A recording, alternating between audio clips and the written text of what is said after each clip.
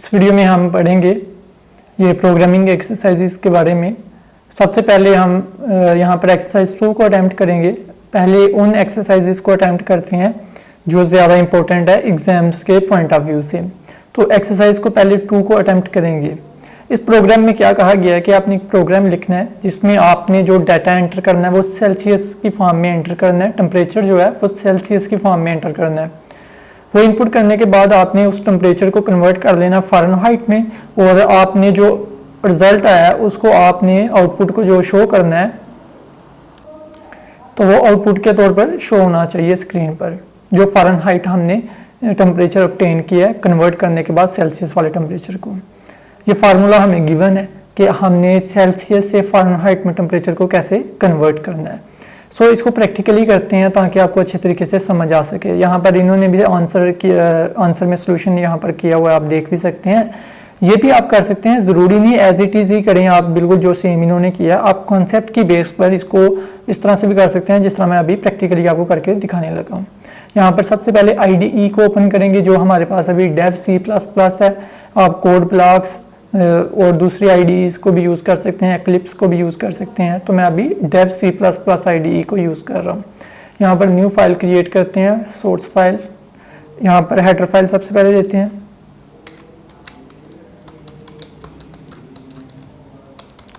stdio.h। यहाँ पर header file मैंने दे दी है। अब यहाँ पर मैं मेन फंक्शन यूज़ करता हूँ, void main। नहीं जी, ये मेन फंक्शन है और मेन फंक्शन की ये बॉडी है हमारे पास, राइट। और मेन फंक्शन की बॉडी में मैं यहाँ पर 2 वेरिएबल ले लेता हूँ फ्लोट टाइप के, क्योंकि टेम्परेचर पॉइंट्स में भी हो सकता है। तो मैं फ्लोट टाइप में लेता हूँ। इंटीजर में तब लेंगे जब पॉइंट्स में वैल्यू ना हो, तो मुझे लग रहा है कि पॉइंट्स में वैल्यू आएंगी ज़्यादा, तो मैं फ्लोट में ले रहा हूँ। यहाँ पर मैं एंटर कर देता हूँ, 2 वेरिएबल ले लेता हूँ, एक सेल्सियस के नाम का और दूसरा फ़ारेनहाइट। फुल नेम भी आप लिख सकते हैं अगर आप चाहें तो, जिस तरह मैंने अभी सेल्सियस लिखा है, और फ़ारेनहाइट को मैं शॉर्ट फॉर्म में लिख देता हूँ FAH, ठीक है। तो आप पूरे स्पेलिंग अगर लिखना चाहें तो लिख भी सकते हैं फ़ारेनहाइट के, लेकिन यहाँ पर मैंने शॉर्ट फॉर्म में FAH के तौर पर लिया है फ़ारेनहाइट को। यहाँ पर नीचे आता हूँ मैं, यहाँ पर लिखेंगे सबसे पहले हमें स्क्रीन पर आना चाहिए please enter the temperature in Celsius. तो उसके लिए जाहिर सी बात एक मैसेज को शो करवाने के लिए हम printf फंक्शन का यूज़ करेंगे। आई होप कि आपको गलती पता चल गई होगी। गलती क्या है, जो P है वो स्मॉल लिखना है। यहाँ लिख देते हैं एंटर टेम्परेचर इन सेल्सियस।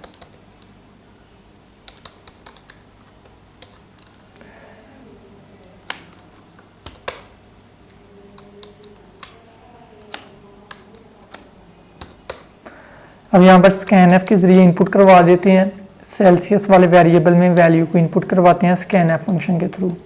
अब ये जो वेरिएबल है सेल्सियस वाला, इसमें मैंने वैल्यू इनपुट करवानी है, वैल्यू एंटर करवानी है वो scanf के ज़रिए। ये देखिए मैं करवाने लगा हूँ।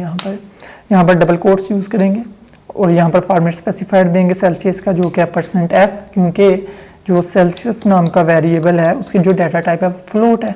आप देख भी सकते हैं कि ये जो वेरिएबल है, ठीक है, इसकी जो डाटा टाइप है, तो इसके यहाँ पर कामा, यहाँ पर एड्रेस ऑपरेटर भी लास्ट में साथ में लगाना है वेरिएबल के जब इनपुट करवाना है। तो अब इस जो वेरिएबल की जो डाटा टाइप है वो क्या है हमारे पास है, वो है जी फ्लोट।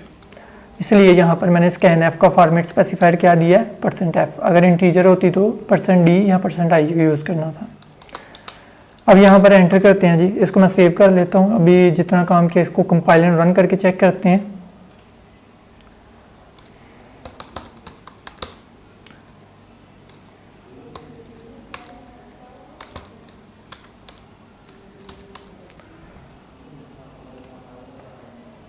अब इसे मैं कंपाइल एंड रन करता हूँ। यहाँ पर एग्जीक्यूट पर क्लिक करने के बाद कंपाइल एंड रन पर क्लिक करते हैं। तो यहाँ पर आप देख सकते हैं स्क्रीन पर अब शो हो रहा है enter temperature in Celsius, enter temperature in Celsius. यहाँ पर scanf के ज़रिए यहाँ पर इनपुट मांगा जा रहा है। यहाँ पर मैं एंटर करता हूँ, लेट्स से 34। यहाँ पर प्रोग्राम कंप्लीट हो गया। अब हमने इसको कन्वर्ट करना है, ये जो सेल्सियस में मैंने 34 एंटर किया था इस सेल्सियस में, उसको कन्वर्ट कर लेना है फ़ारेनहाइट में और इस वेरिएबल में स्टोर करवा देंगे उसकी वैल्यू को, और इसकी वैल्यू को आगे शो करवा देंगे जो आपने सेल्सियस में टेम्परेचर एंटर किया है वो फ़ारेनहाइट में इसके बराबर होता है। नहीं जी, हम यहाँ पर क्या करते हैं कि फ़ारेनहाइट में कन्वर्ट करने के लिए फार्मूला लगाएंगे।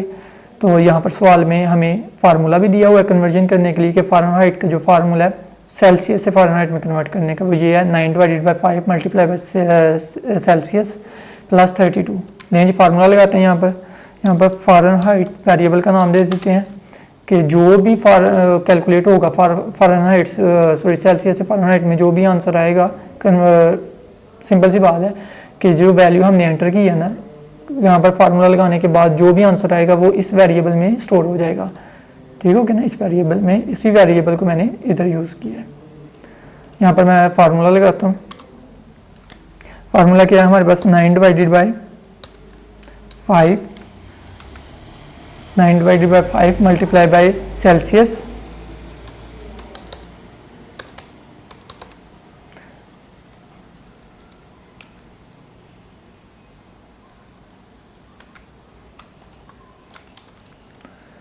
और प्लस 32।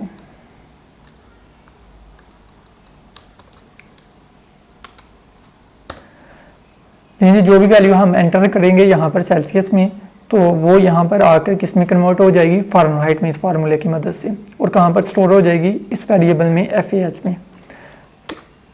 यहाँ पर अब इसकी FAH की वैल्यू को शो करवा देते हैं प्रिंटफ फंक्शन के थ्रू।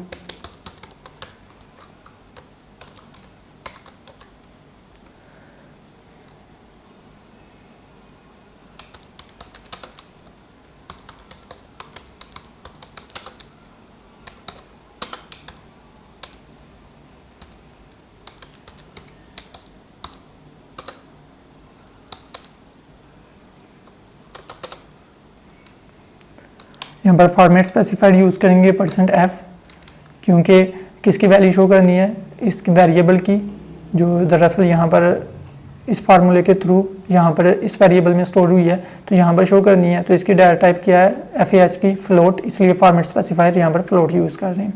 यहाँ पर वेरिएबल का नाम देते हैं जो कि हमारे पास FAH,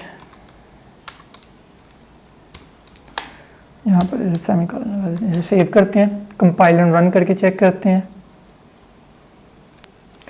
लेकिन जैसे कंपाइल एंड रन करते हैं, यहाँ पर सबसे पहले यहाँ पर देखें मैसेज आ रहा है enter temperature in Celsius, right. अब यहाँ पर स्कैनएफ के जरिए इनपुट मांगा जा रहा है इस वेरिएबल में सेल्सियस में, ठीक है जी। यहाँ पर सेल्सियस में हम इनपुट करवा रहे हैं, यहाँ पर मैं एंटर कर देता हूँ 33। अभी जैसे मैं एंटर का बटन दबाऊंगा तो ये वेरिएबल सेल्सियस में चला जाएगा और फिर उसकी कैलकुलेशन हो जाएगी, यहाँ पर फ़ारेनहाइट में कन्वर्ट होकर यहाँ पर इस वेरिएबल में वैल्यू आ जाएगी, फिर आगे से शो करवा दिया जाएगा। ये देखें यहाँ पर आंसर आ गया, टेम्परेचर इन फ़ारेनहाइट इज़ 65.00 आगे आता जा रहा है। लेकिन जी एक मरतबा फिर से चेक करते हैं इसे कंपाइल एंड रन करके।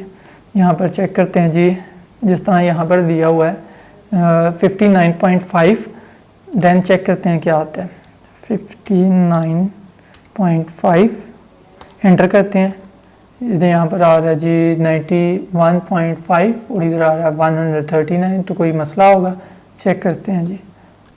अच्छा जी, यहाँ पर मसला ये है फार्मूले में, फार्मूला ठीक तरीके से नहीं लिखा गया प्रोग्राम में, जिसकी वजह से आंसर ठीक नहीं आ रहा, तो आपने फार्मूला ठीक कर लेना है। तो आपने करना क्या है, सेल्सियस को पहले लिखना है यहाँ पर, फिर आपने मल्टीप्लाई लिखना है सेल्सियस के बाद, कि ये सेल्सियस की जो वैल्यू है वो मल्टीप्लाई हो, ठीक है, 9/5 के साथ।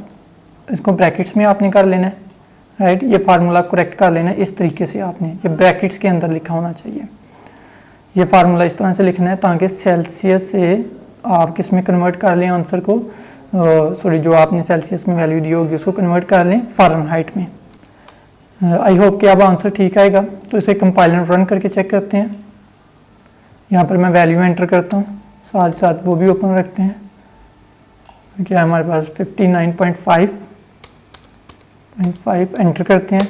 यहाँ पर आप देख सकते हैं आंसर 139.10, आगे वैल्यू इस तरह से आ रही है, तो 139.1, राइट, 139.1, आगे एक ज़ीरो लिखा हुआ है, इधर भी आप वैल्यू दे सकते हैं पॉइंट के बाद वाली। आई होप कि आपको क्लियर होगा। बस फार्मूले का ख्याल रखना है आपने यहाँ पर। तो यहाँ पर सवाल के अंदर जो यहाँ पर दिया हुआ है तो इसमें करेक्शन आपने कर लेनी है। सेल्सियस आपने पहले लिखना है, सेल्सियस मल्टीप्लाई बाय 9/5 और इनको ब्रैकेट्स में करके लिखना है इस तरह से, राइट। अब नेक्स्ट प्रोग्राम की तरफ चलते हैं। आई होप कि आपको एक्सरसाइज 2 क्लियर होगी। उसके बाद हम एक्सरसाइज 3 की तरफ आते हैं। बहुत आसान है और बहुत सिंपल भी है।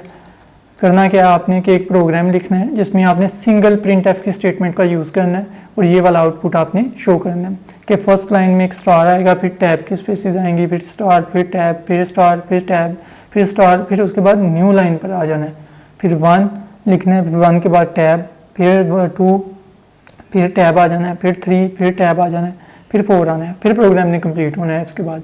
तो ये टैब क्या होता है? टैब का मतलब ये होता है 4-5 स्पेसिस होती हैं, बाद औक़ात ये 6-7 भी होती हैं। ये डिपेंड करता है आपके ऑपरेटिंग सिस्टम पर। कहीं ऑपरेटिंग सिस्टम में ज़्यादा होती हैं, कहीं में कम होती हैं। तो आप जाके कंट्रोल पैनल में विंडोज़ में, ठीक है, ये जो कंट्रोल पैनल होता है, कंट्रोल पैनल में जाकर चेंज भी कर सकते हैं कि आप कितनी स्पेसिस रखना चाहते हैं टैब में। तो अमूमन हम कंसिडर करते हैं कि वो 4 या 5, ठीक है, 5 कंसिडर कर लेते हैं यहाँ पर। लेट्स से कि एक टैब में 5 स्पेसिस हैं, तो जब टैब का बटन आप दबाएंगे 5 स्पेसिस इकट्ठी आ जाएंगी। तो आपने पहले स्टार, फिर टैब की स्पेसिस डालनी है, फिर स्टार, फिर टैब की स्पेसिस, इसी तरह से आपने ये करना है। आई होप आपको क्लियर होगा। अब इसको हम प्रैक्टिकली करते हैं। यहाँ पर मैं न्यू सोर्स फाइल क्रिएट करता हूँ। यहाँ पर फिर से हेडर फाइल लिखेंगे। नेक्स्ट प्रोग्राम्स के लिए मैं ऐसा करूँगा कि इन हेडर फाइल्स जो बेसिक स्ट्रक्चर है ना, हेडर फाइल्स और मेन फंक्शन के, इसको मैं कॉपी करके रख लूँगा ताकि बार बार मुझे लिखना ना पड़े, क्योंकि नेक्स्ट प्रोग्राम्स भी करने हैं। इसको मैं कॉपी कर लेता हूँ। लें जी, कॉपी कर लेते हैं ताकि मुझे बार बार ना लिखना पड़े। मैं इसलिए इसको ना न्यू फाइल क्रिएट करके इधर रख लेता हूँ। चलिए जी, अभी यहाँ से मैं कॉपी करके आगे यूज़ करता जाऊँगा। इसको मैं सेव कर लेता हूँ।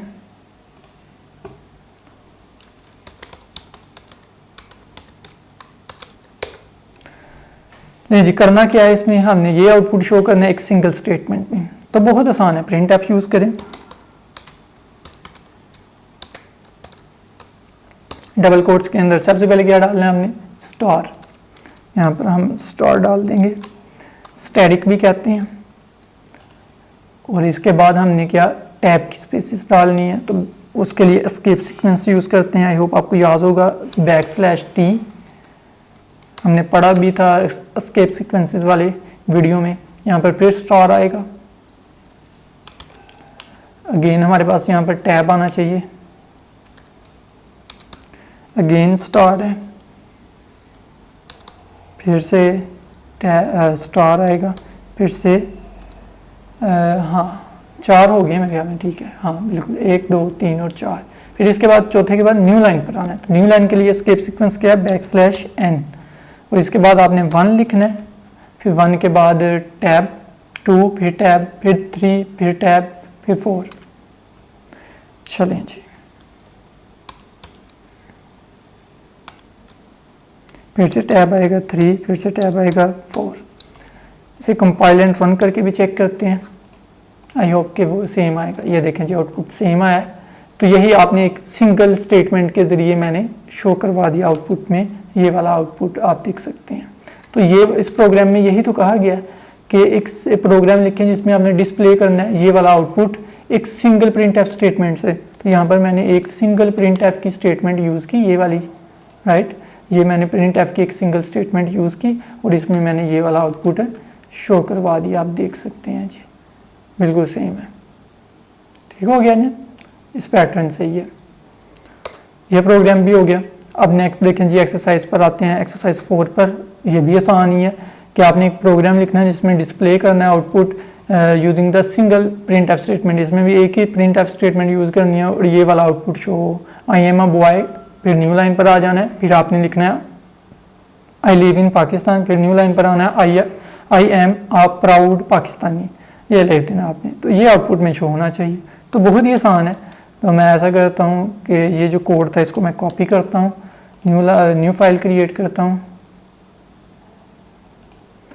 यहाँ पर पेस्ट करते हैं, कंट्रोल का बटन दबा के रखते हैं, वी का बटन दबाएं तो पेस्ट हो जाता है।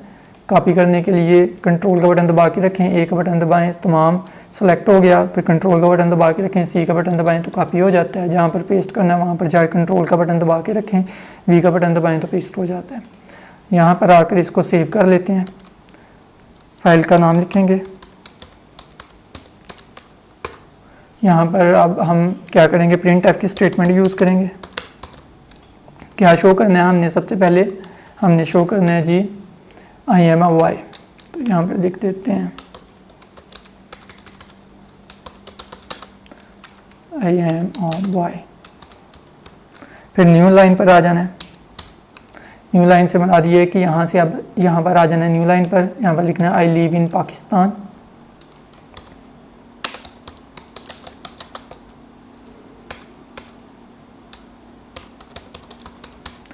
फिर से न्यू लाइन पर आ जाना है, ये देखें यहाँ से न्यू लाइन पर आ जाना है और यहाँ पर लिखना है I am a proud Pakistani.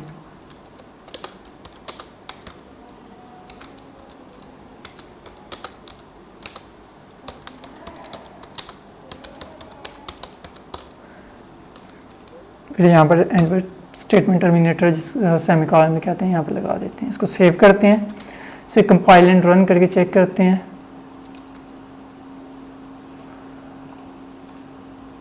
ये देखें जी, आप आउटपुट देख सकते हैं, यहाँ पर स्पेस आ गई है, इसको हटाते हैं।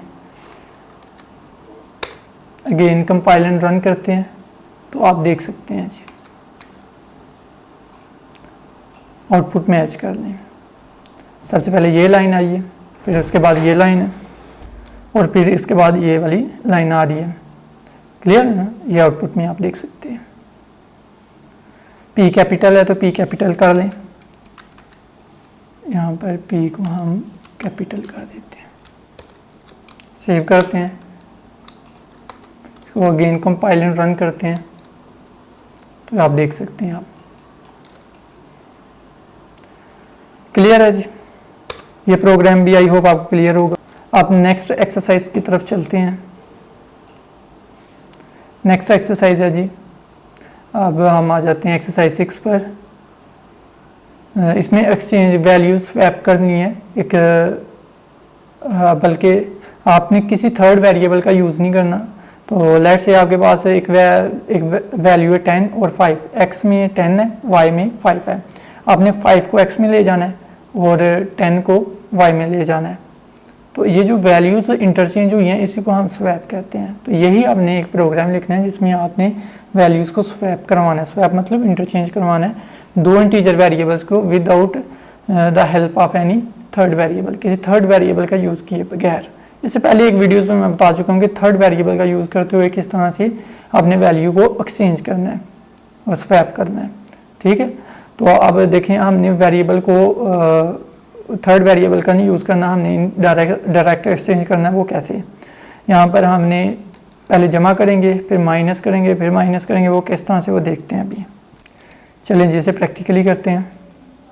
न्यू फाइल क्रिएट करेंगे, फिर से पेस्ट करते हैं वही कोड। अब जो कॉपी किया हुआ है जल्दी से आ जाता है, सी प्रोग्राम का बेसिक स्ट्रक्चर। तो अब यहाँ पर हमने करना क्या है कि दो वेरिएबल्स लेंगे ताकि दो वैल्यूज स्टोर करवाई जा सकें, 10 और 5। तो आप कोई भी वैल्यू स्टोर करवा सकते हैं, दो वेरिएबल कोई भी ले सकते हैं। चलें जी मैं अभी इंटीजर टाइप दो वेरिएबल ले लेता हूँ, एक्स और वाई। तो आप ए और बी भी ले सकते हैं। और यहाँ पर मैं इनपुट करवा देता हूँ, इनपुट क्या करवाना है बल्कि यहाँ पर डायरेक्ट असाइन में करवा देता हूँ कि x में 10 है और y में 5 है। यहाँ पर मैं प्रिंट एफ करवा देता हूँ, आउटपुट में शो करवाता हूँ कि वैल्यूज स्वैप करने से पहले हमारे पास ये हैं, वैल्यूज बिफोर स्वैपिंग। वैल्यूज़ को स्वैप करने से पहले ये वैल्यूज़ हैं कि x में हमारे पास जो वैल्यू है वो है j% की फॉर्म में हम शो करेंगे। यहाँ पर फॉर्मेट स्पेसिफायर होता है ना वेरिएबल का, तो x का यहाँ डाटा टाइप इंटीजर है तो इंटीजर के यहाँ %d यूज़ करते हैं या %i यूज़ करते हैं। और y की वैल्यू है जी and y is equal to, इसके लिए भी सेम फॉर्मेट स्पेसिफायर यूज़ करेंगे। अब वेरिएबल का नाम लिखेंगे, यहाँ पर किस वेरिएबल की वैल्यू शो होगी, x की, यहाँ पर x लिख देंगे। अब यहाँ पर किसकी वैल्यू शो होगी, y की, तो यहाँ पर कॉमा लिख के वाई लिख देंगे। ठीक है, यहाँ पर सेमीकोलन लगाते हैं, इसको सेव करते हैं।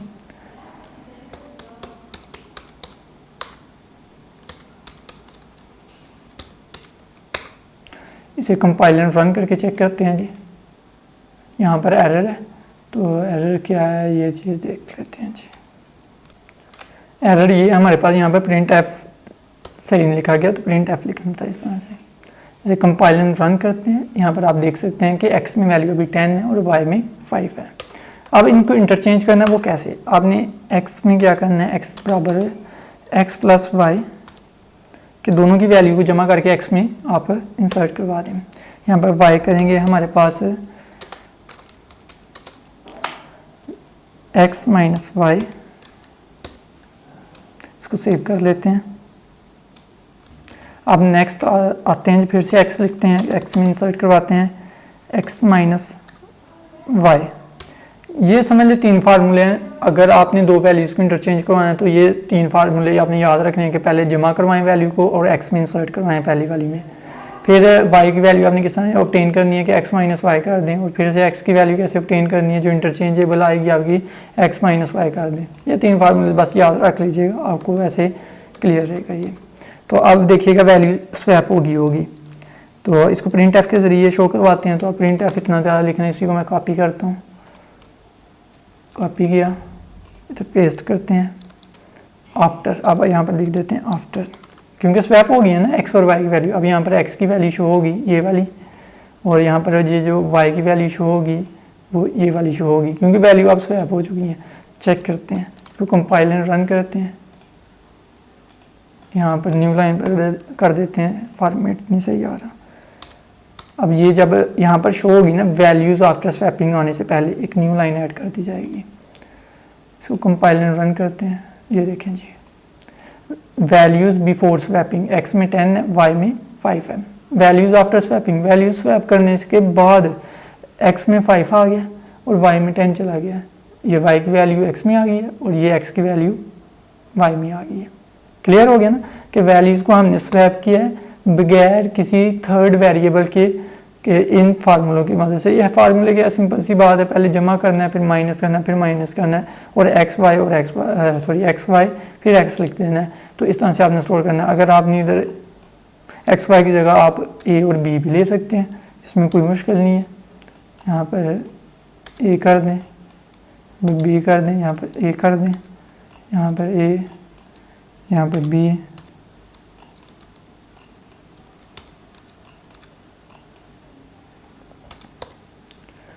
इसी तरह से यहाँ पर भी चेंज करना पड़ेगा। बी,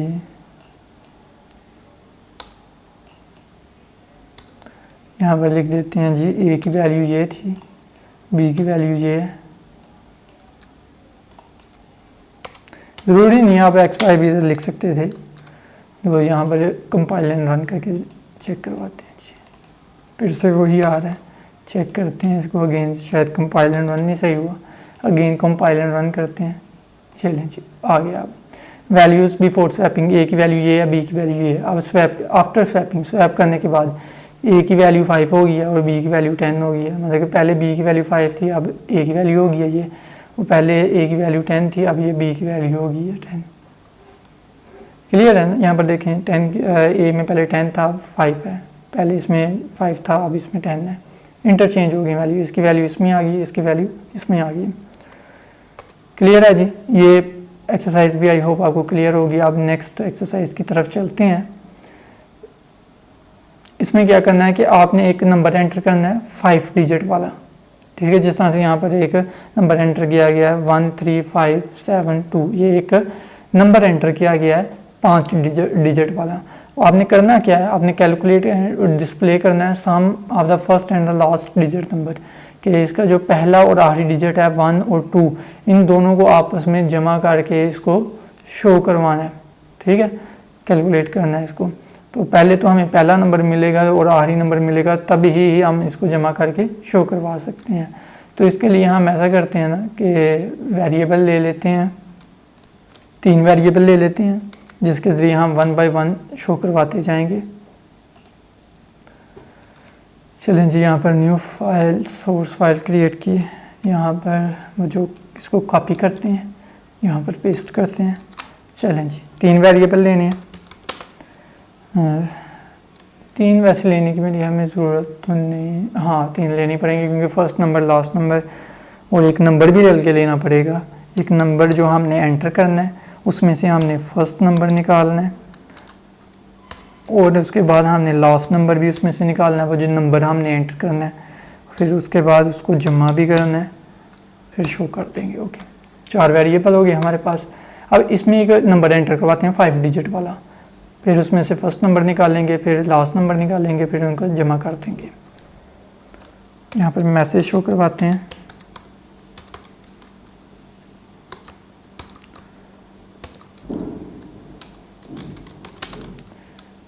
फाइव डिजिट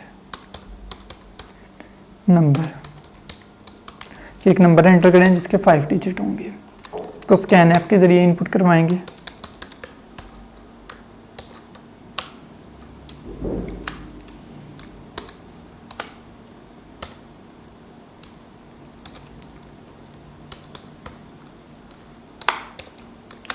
सेव करते हैं इसे।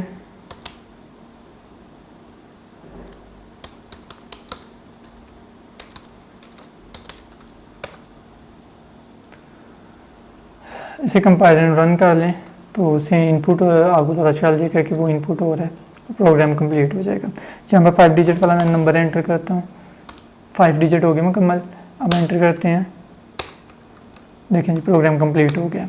अब हम निकलना क्या है, फर्स्ट नंबर और लास्ट नंबर निकालना जो हम एंटर कर रहे हैं। वो किस तरह से हमारे पास निकलेगा कि अगर हम 10,000 पर डिवाइड कर देंगे तो फर्स्ट नंबर हमारे पास निकल आएगा।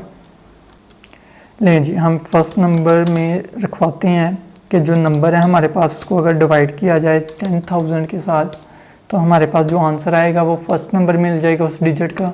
इसी तरह से लास्ट नंबर के लिए हम क्या करेंगे, उसी नंबर की रिमाइंडर डिवीजन करवाएंगे। रिमाइंडर डिवीजन आई होप आपको पता होगा कि रिमाइंडर डिवीजन क्या होती है, जो रिमाइंडर बचता है इसमें वो आता है। तो इसको हम करवा देंगे 1000 के साथ। आई होप 1000 ही होगा, चेक कर लेते हैं। फिर भी नहीं, 10 के साथ करवाएंगे। 10 के साथ करवाएंगे तो हमारे पास है लास्ट डिजिट भी आ जाएगा।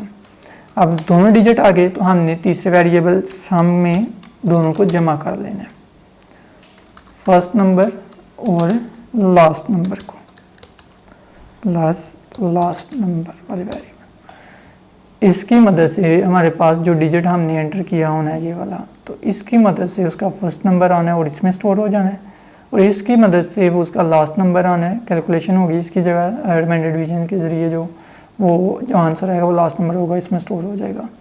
अब फर्स्ट नंबर भी आ गया, लास्ट नंबर भी आ गया, दोनों को हम जमा करेंगे और किस में डाल देंगे, सम नाम के वेरिएबल में। अब सम नाम के वेरिएबल को हम शो करवा देते हैं यहाँ पर प्रिंट एफ फंक्शन के ज़रिए।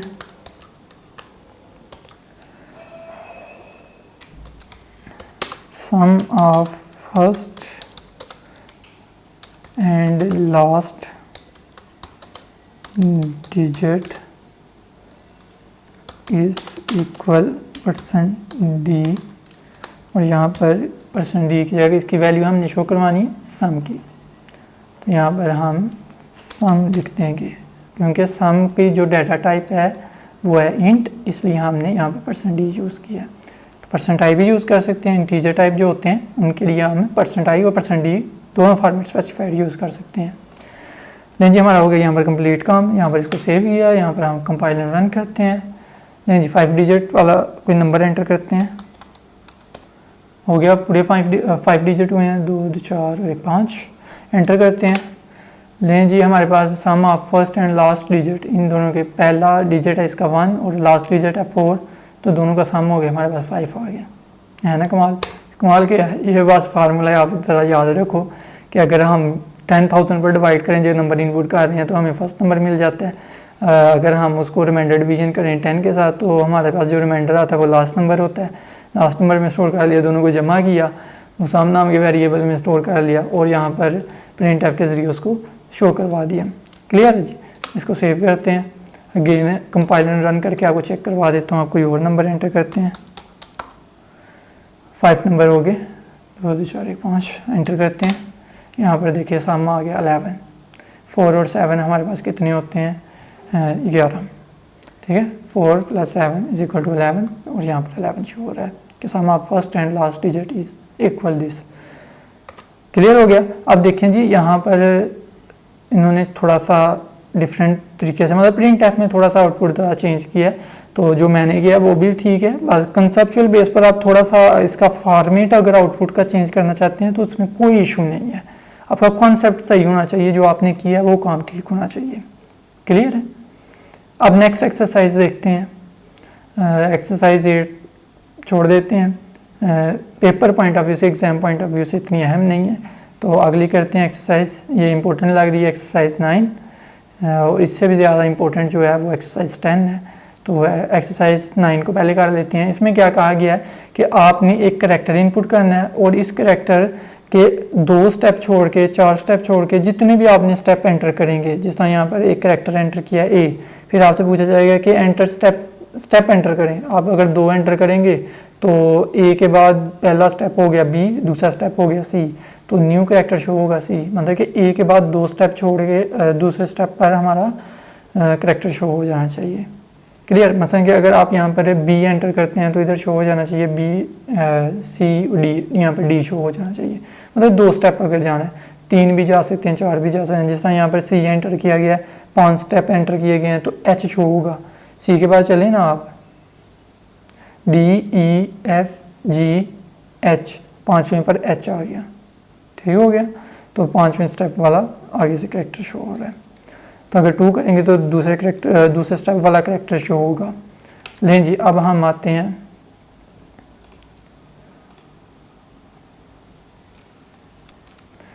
प्रोग्राम की तरफ। प्रैक्टिकली इसे भी करते हैं, आसान है, कोई इतना मुश्किल नहीं है। 2 वेरिएबल्स लेते हैं, एक में करैक्टर लेंगे, एक में स्टेप्स ले लेंगे।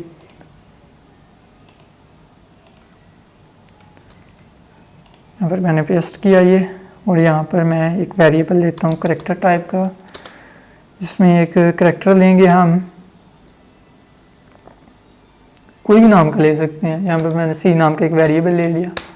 यहाँ पर एक वेरिएबल लेता हूँ इंटीजर टाइप का, क्योंकि स्टेप्स जो है ना वो नंबर्स में शो करने, नंबर्स में एंटर करने हैं। तो जो नंबर्स में एंटर करने होते हैं उसके लिए डाटा टाइप होता है इंट, इंटीजर को शो करता है ये। अब स्टेप में हम इंटीजर टाइप वैल्यू स्टोर कर सकते हैं जो न्यूमेरिक वैल्यू होगी। सबसे पहले हम मैसेज शो करवाते हैं जी कि प्लीज़ एंटर करें। यहाँ सबसे पहले आप कोई करैक्टर एंटर करें।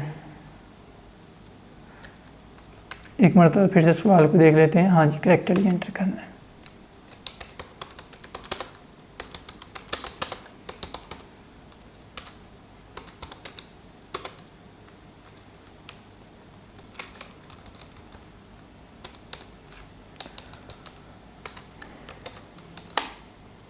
ये मैसेज स्क्रीन पर शो होगा। अब इसको सेव पहले कर लेते हैं।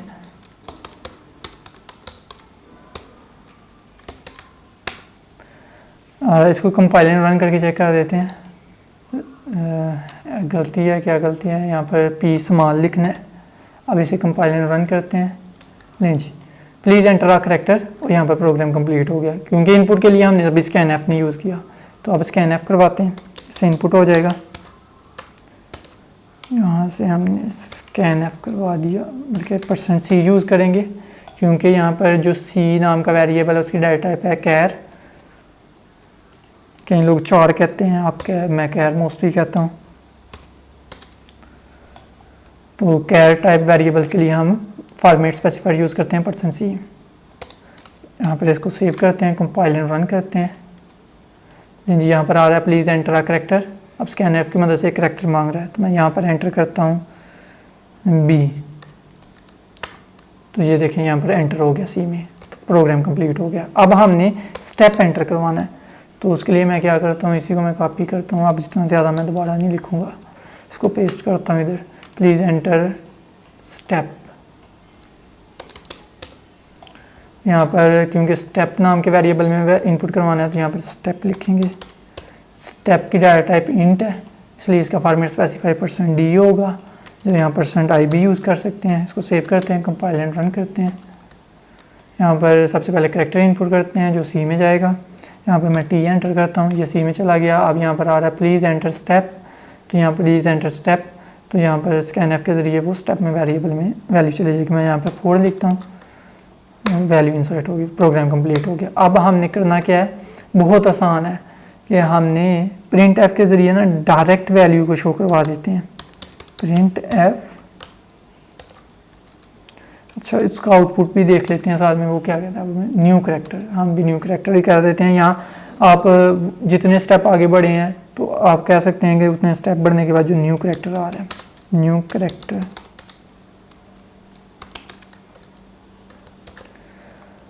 यहाँ पर परसेंट सी, क्योंकि करैक्टर, इस करैक्टर की सी की वैल्यू शो करवानी है। देखिए वो कैसे डायरेक्ट हम इंक्रीज़ करेंगे कि जो सी है इसमें प्लस कर देते हैं, ये जो इसकी वैल्यू है, दरअसल जो हम करैक्टर टी मैंने एंटर किया था या जो बी एंटर किया था वो बी नहीं, उसकी ना आस्की कोड या यूनिकोड जो भी होता है वो स्टोर होता है, तो उसमें यहाँ पर डायरेक्ट हम इंक्रीज़ करवा देते हैं ये स्टेप के साथ, मतलब कि इतने स्टेप आप वैल्यू इसमें प्लस हो जाए और आस्की कोड में या यूनिकोड में वो उतनी वैल्यू आगे बढ़ जाए ना आस्की कोड में, ठीक है। तो इसको हम सेमीकोलन लगाते हैं, इसको सेव करते हैं, तो आप इसको कंपाइलर रन करके चेक करते हैं, लेट्स सी क्या होता है, क्या एरर है इधर। यहाँ पर ये एरर है कि इधर कॉमा नहीं लगाया हमने, कॉमा लगाना पड़ता है। ये जो होती है ना स्ट्रिंग फॉर्मेट, और यहाँ पर ये जो आपने आर्गूमेंट देना होता है, तो ये स्ट्रिंग फॉर्मेट या फॉर्मेट स्ट्रिंग जो है इसको हम ना और ये जो आर्गूमेंट होता है इसको हम कॉमा की मदद से सेपरेट करते हैं। इसको हम सेव करते हैं, कंपाइल एंड रन करते हैं। लें जी, यहाँ पर हम एक करैक्टर एंटर करते हैं, लेट्स से मैं एंटर करता हूँ ए और स्टेप एंटर करता हूँ मैं 2, यहाँ पर सी आ गई, ये देखें, मतलब कि ए के बाद है ना बी फिर सी, 2 स्टेप आगे गए हैं, तो न्यू करैक्टर सी आ गया। यहाँ पर अगेन मैं कंपाइल एंड रन करता हूँ, अब मैं यहाँ पर रखवा देता हूँ यू, चलिए मैं टी रखवा देता हूँ, स्टेप रखवा देता हूँ मैं 2, फिर से 2 स्टेप रखवाता हूँ, यहाँ पर वी आ गया, टी फिर देखिएगा यू और वी, 2 स्टेप आगे गए हैं तो वी आ गया। तो स्टेप आप जितने चाहें उतने रखवा सकते हैं। यहाँ पर लेट्स से मैं एंटर करता हूँ एच, तो यहाँ पर मैं स्टेप एंटर करता हूँ 7, तो अब यहाँ पर आ गया ओ। क्लियर, आई होप कि ये क्लियर होगा आपको। तो दरअसल हुआ क्या है इसमें कि ये जो स्टेप है ना ये इंटीजर टाइप वैल्यू है। जब आपने करैक्टर एंटर किया ना कोई भी, वो जो मैंने एंटर किया टी एच ए बी, तो वो दरअसल वो करैक्टर जब जाता है ना वो एक कंप्यूटर में समझ लें आस की वैल्यू होती है, वो कोई न्यूमेरिक वैल्यू स्टोर होती है। अगर आप स्मॉल ए एंटर कर रहे हैं तो वो 97 है। आई होप आपने 9th क्लास में ये की होंगी, आस की कोड की कुछ वैल्यूज़ को पढ़ा होगा आई होप। तो ये उसका कोड होता है, तो उस कोड में हमने वो स्टेप को क्या किया, प्लस कर दिया। जो फॉर्मेट स्पेसिफायर में हमने यहाँ पर दे दिया %c, तो उसका करैक्टर शो हो रहा है उसकी वैल्यू में जमा होने के बाद। अब आते हैं जी आगे, हम जो प्रोग्राम है इंपॉर्टेंट है, इसको अच्छे तरीके से स्टडी कीजिएगा कि एक ऐसा प्रोग्राम आपने लिखना है जिसमें आपने एक सर्कल का रेडियस लेना है, इनपुट करवाना है और उसको कैलकुलेट करवाना है। उसका आपने the programme should calculate and display the area, हाँ उसका एरिया, सर्कल का एरिया आपने कैलकुलेट करना है और डिस्प्ले कर देना है। सीधी सी बात है, हम एक न्यू फाइल क्रिएट करते हैं, उसका रेडियस एंटर करेंगे, यहाँ से यहाँ पर कॉपी किया इसे, इधर पेस्ट किया इसे, सेव भी कर लेते हैं, सेव कर लेते हैं जी प्रोग्राम 17.c के नाम से। यहाँ पर आते हैं जी, अब इसको हम सबसे पहले 2 वेरिएबल देते हैं, फ्लोट टाइप के, एक रेडियस ले लेते हैं और एक एरिया के लिए ले लेते हैं।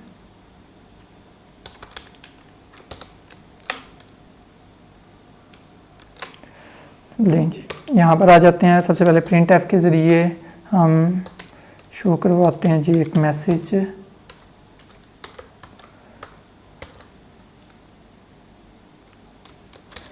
एंटर रेडियस,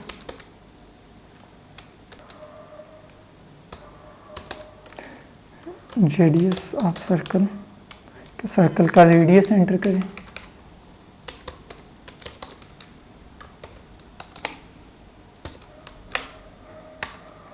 स्कैन एफ के ज़रिए इनपुट करवा देंगे, %f यूज़ करेंगे। वो क्यों? क्योंकि ये जो आर का डाटा टाइप है वो है फ्लोट, फ्लोट के लिए फॉर्मेट स्पेसिफायर होता है %f, यहाँ पर हम कामा और एड्रेस सेपरेटर साथ में यूज़ करेंगे, वेरिएबल का नाम देंगे आर है, आर में वैल्यू जाके स्टोर हो जाएगी। इसे कंपाइल एंड रन करके चेक करते हैं जी। Enter radius of circle, enter radius of circle, और आगे मांग रहा है जी इनपुट मांग रहा है स्कैनएफ के जरिए आर में। तो यहाँ पर मैं एंटर करता हूँ जी 45 और यहाँ पर एंटर हो गया। अब इसको हम कैलकुलेट करते हैं जी। कैलकुलेट करते हैं किस तरह से कि एरिया कैलकुलेट करने का फार्मूला क्या है हमारे पास।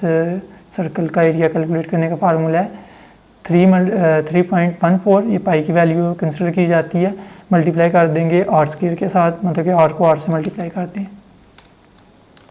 3.14 पाई की वैल्यू कंसिडर की जाती है, ये मल्टीप्लाई कर देंगे इसको किसके साथ, हम रेडियस के साथ, और रेडियस को रेडियस के साथ स्क्वायर हो जाएगा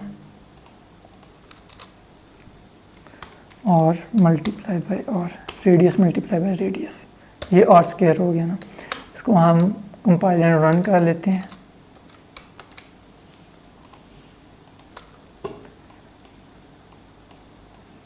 रेडियस एंटर किया 43, यहाँ पर ख़त्म हो गया, लेकिन वो कैलकुलेट हो गया, ठीक है। तो आपने करना क्या है, इसको अब यहाँ पर डिस्प्ले भी करना है एरिया जो कैलकुलेट हुआ है। प्रिंट एफ के जरिए डिस्प्ले होगा area of circle, circle equal percent F use करेंगे क्योंकि यहाँ पर हमने किसकी एरिया की वैल्यू शो करनी है, ठीक है। तो एरिया का डाटा टाइप क्या है, float. Float type data type के लिए हम क्या यूज़ करते हैं, परसेंट एफ फॉर्मेट स्पेसिफायर, यहाँ पर वेरिएबल का नाम देते हैं जो कि एरिया। अब इस एरिया की वैल्यू यहाँ पर शो हो जाएगी। सेमीकोलन लगाते हैं, कंपाइल रन करते हैं। नहीं जी, यहाँ पर है एरिया एंटर मैं करता हूँ, सॉरी रेडियस एंटर करता हूँ सर्कल का 32। नहीं जी, यहाँ पर आ गया जी area of circle, area of circle equal this 3215.36 so on, आप देख सकते हैं। वेरीफाई करने के लिए कि वाकई में गलती तो नहीं है, हम ऐसा करते हैं कि जो यहाँ पर आउटपुट मौजूद है उसके साथ मैच करते हैं। यहाँ पर देखें जी, यहाँ पर इन्होंने एंटर किया रेडियस 5, मैंने भी रेडियस 5 एंटर किया, और अब आउटपुट में आना चाहिए 78.50 आप देख सकते हैं। ज़ीरो ज़्यादा है, आपको पता है ज़ीरो एलिमिनेट करने हो तो हम किस तरह करते हैं, वो फॉर्मेट स्पेसिफायर में यूज़ कर लेते हैं। यहाँ पर मसलन कि अगर मैंने 2 वैल्यूज़ शो करनी है तो यहाँ पर 0.2 लगा दें, तो आप ये जो पॉइंट के बाद जो वैल्यूज़ आएंगी वो सिर्फ 2 तक ही आएंगी। दैट से मैं 500 से एंटर करता हूँ, यहाँ पर देखें 78.50 आ रहा है, वो ज़ीरो अगले वाले ख़त्म हो गए। वजह क्या है, क्योंकि फॉर्मेट स्पेसिफायर में मैंने 0.2 यूज़ किया। 0.3 करेंगे तो यहाँ पर पॉइंट के बाद 3 तक वैल्यू आएगी। आई होप कि क्लियर होगा अब आपको ये भी। चलें जी, जो मुझे इम्पोर्टेंट लग रहे थे एग्ज़ाम पॉइंट ऑफ व्यू से एक्सरसाइज वाले प्रोग्राम, वो मैंने इस वीडियो में बता दिए, और जो दूसरे हैं वो आप खुद ट्राई करें उनको करने की। आई होप के हो जाएंगे। अगर नहीं होते तो फिर कमेंट बॉक्स में बताएं कि किस में क्या मसला आ रहा है। तो वैसे ये जो प्रोग्राम्स किए हैं इस वीडियो में, अगर इनमें भी कोई मसला आ रहा है तो आप कमेंट बॉक्स में बताएं। आई होप के समझ आ गई होगी आपको, और मुझे उम्मीद है कि आप जो प्रोग्राम्स नहीं किए, मसलन कि ये पहला नहीं किया, इसको आपने आप खुद करना है। एग्ज़ाम पॉइंट ऑफ व्यू से इतना अहम नहीं है, जो अभी इस वीडियो में प्रोग्राम्स किए हैं वो एग्ज़ाम पॉइंट ऑफ व्यू से ज़्यादा अहम है, तो उनकी लाजमी आपने प्रैक्टिकली प्रैक्टिस करनी है। आई होप कि आपको समझ आ गई होगी, और इन तमाम एक्सरसाइज वाले प्रोग्राम्स की आपने प्रैक्टिस करनी है। जो नहीं भी किए वो भी आपने करने हैं, ताकि आपकी प्रैक्टिस ज़्यादा से ज़्यादा हो प्रोग्रामिंग में। कम से कम जो बुक में है वो तो लाजमी हो ना, इसके अलावा भी आप एक्स्ट्रा भी कर सकते हैं। आपको सी लैंग्वेज की अदर बुक्स भी मिल जाएंगी, वहाँ से भी आप प्रैक्टिस कर सकते हैं ताकि सी लैंग्वेज में ज़्यादा आपकी ग्रिप आए। आई होप कि आपको क्लियर होगा, जो मैंने समझाने की कोशिश की आपको समझ आई होगी। अगर आपका कोई सवाल हो तो आप कमेंट बॉक्स के ज़रिए पूछ सकते हैं। इस वीडियो को अपने दोस्तों के साथ शेयर करें ताकि उनकी भी मदद हो सके। Thank you so much for watching this video. Take care. अल्लाह हाफिज़।